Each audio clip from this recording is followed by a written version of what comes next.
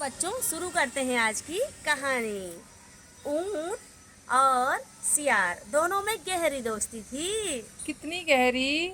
जित जितनी डोरेमोन और नोबिता की है। अच्छा, हाँ जितनी साबू और चाचा चौधरी की। बिल्कुल, और जितनी जय और वीरू की दोस्ती थी उतनी गहरी दोस्ती। अच्छा, हाँ तो बच्चे तो नहीं समझते होंगे कि साबू और चाचा चौधरी कौन थे। वो हमारे जमाने के थे ना। अच्छा, लेकिन हाँ जय और वीरू शोले तो सबने देखी है। शोले तो सबने देखी है, शोले तो सबकी पसंद की फेवरेट मूवी है। तो वैसी ही दोस्ती थी इन दोनों वैसी में। दोस्ती थी दोनों फिर ये में। कहाँ गए?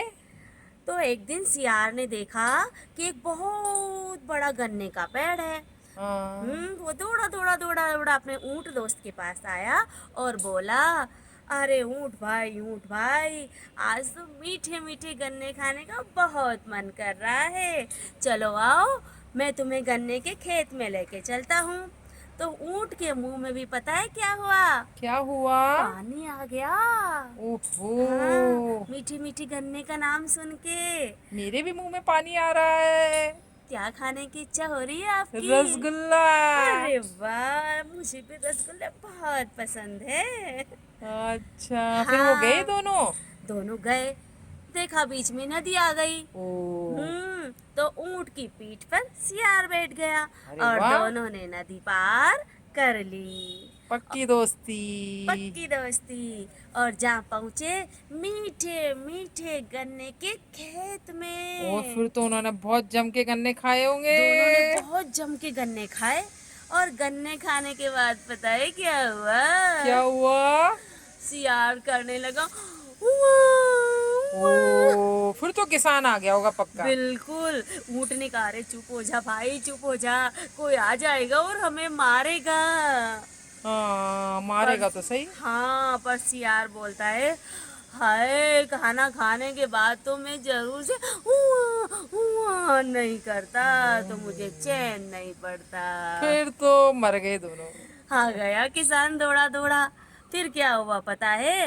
क्या हुआ? सियार तो गन्ने के खेतों के बीच जाकर के छुप गया। हाँ, वो छोटा होता है ना। हाँ, लेकिन बेचारा ऊँट, फंस गया। वो तो किसान को दिख गया और बुरी तरह ऊँट की धा धा धा मार और पड़ी। फिर तो ऊँट बहुत रोया होगा। बहुत रोया, ओ, बहुत रोया ऊँट। हाँ, ये तो फंसवा दिया इसने। फंसवा दिया।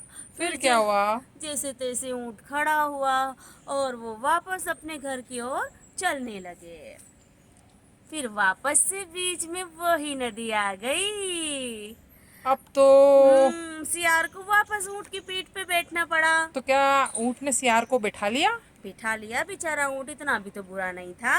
अच्छा, हाँ, ऊँट पे उसने, सियार ने ऊँट को अपने ऊपर बिठाया और नदी पार करने लगा। फिर जैसे क्या हुआ? ही बीच में पहुंचे और ऊँट भाई तो नदी में लोट लगाने लग गए। ओ, फिर हाँ तो गिर गया होगा सियार पक्का। फिर तो क्या हुआ, सियार भाई पानी में और जोर से चिल्लाने लगे, ऊँट भाई ऐसा मत करो। फिर पता है ऊँट भाई ने क्या कहा? अरे भाई, खाना खाने के बाद मुझे भी तो पानी में लौटने की इच्छा होती है, तो मैं भी तो लौटूंगा ना। ये तो टिट फॉर टैट हो गया बिल्कुल, आज। तो ऊँट ने भी दिखा दिया, जैसे को तैसा। तैसा। वेरी गुड, बहुत मजा आया मैम।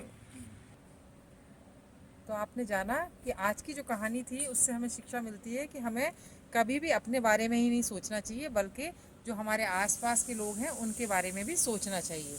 और जब हम ऐसा करेंगे तो कोई भी हमें धोखा भी नहीं देगा और दगा भी नहीं देगा, और हम भी खुश रहेंगे और हमारे आसपास का वातावरण भी प्रसन्न रहेगा।